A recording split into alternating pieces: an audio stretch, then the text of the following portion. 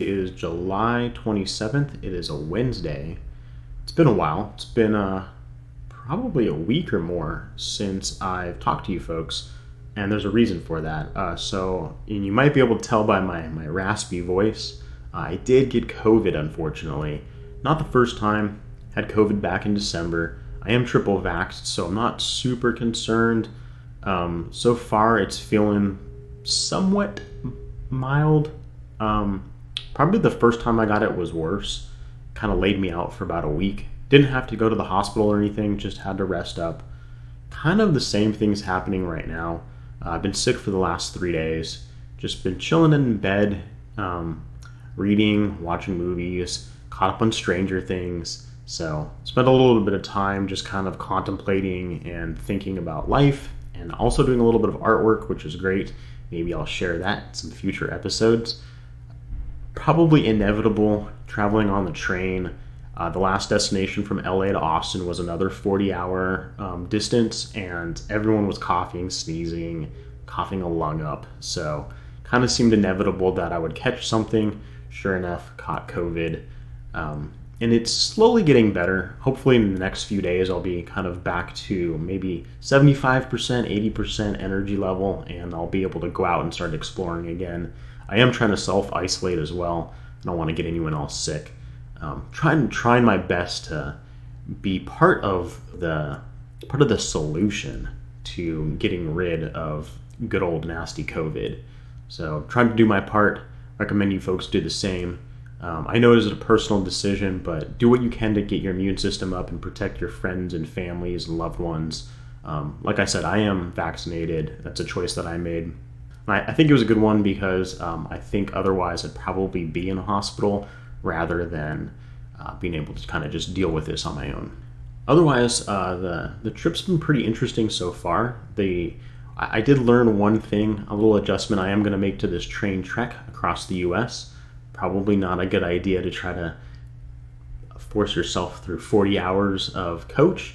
So I'm going to try to do either business class or roomettes or a room, just depending on availability and the price. I'm also going to try to do much shorter distances. So maybe max out around 12 hours or 15 hours at the most, and not try to push myself to do 40, because 40 typically from what I'm seeing from the last two destinations, 40 hours ends up turning into something more like 45 or 50, just because there's delays. Trains have to make a lot of stops, and sometimes they have to stop because of other like freight trains and things coming through. So there's just a little bit of uncertainty that I didn't really account for, didn't really think about. Sort of my first attempt at doing something like this, so I didn't really know any better. But I think going forward, I'm going to try to do some shorter distances. 12 to 15 hours I think is probably a bit more doable. And if the price is right, I'm going to try. If the price is right, I feel like I'm on a game show. If the price is right, I'm going to try to do a roomette, because I believe that comes with food, shower, and a bathroom, which I think sounds amazing. Got to stay healthy and hygienic. I like that. So I'm in Austin now. I made it here. I am happy to be here. I was able to spend about a day and a half kind of wandering around before the illness really struck and took a hold of my energy.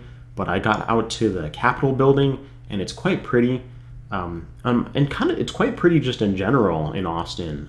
Really lush, a lot of trees.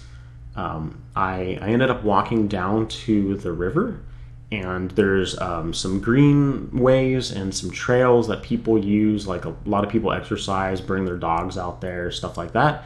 And I wandered around there, and it's really nice. It definitely has a sort of a vibe that reminds me of Portland, Oregon, but I'm going to be honest about it, it's much cleaner out here, way cleaner. Portland, you can use this place as an example. We kind of need to tidy up our streets a little bit.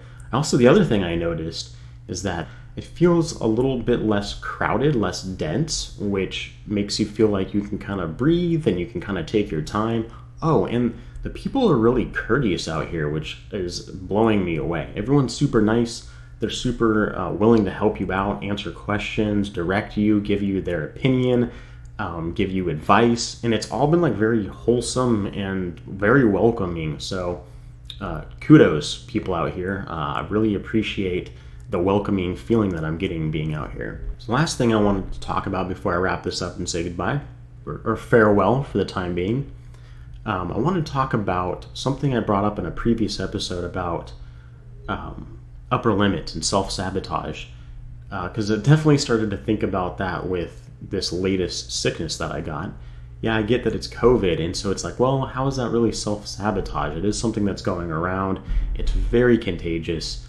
So in being in coach with a bunch of people, each of these treks that I've taken so far have been at capacity. So everyone's sort of crammed into coach, and there's a lot of people sneezing and coughing. So if you're doing something similar like I am, just be careful, be aware of that. Coach tends to be completely filled up. So maybe, like I said, if you can afford, or if there's the availability to do business or first class or a room, highly recommend it. It's probably a safer bet. This kind of leads me to thinking about self-sabotage or upper limiting, and could that have been applied to what happened in this first part of the adventure? And I think it's possible.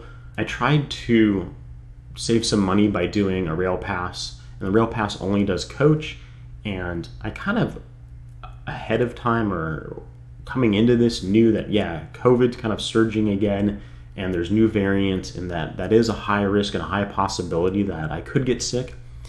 And I don't think I took all the precautions that I could have. I also, thinking about trying to save money, I don't think it really made a lot of sense, because I ended up canceling a lot of Airbnbs, having to rebook things a few times, and losing out on quite a few opportunities and money doing that sort of thing. And so probably would have been better if I would have just spent the money up front and booked a room on the train, like a sleeper car, or even took a flight, to be honest. I'm not saving that much money doing what I'm doing. I'm sure there's way better ways of doing this, and especially if COVID wasn't a thing, I think this would be way more economical, but sort of this state that our world is in right now, probably not the best option.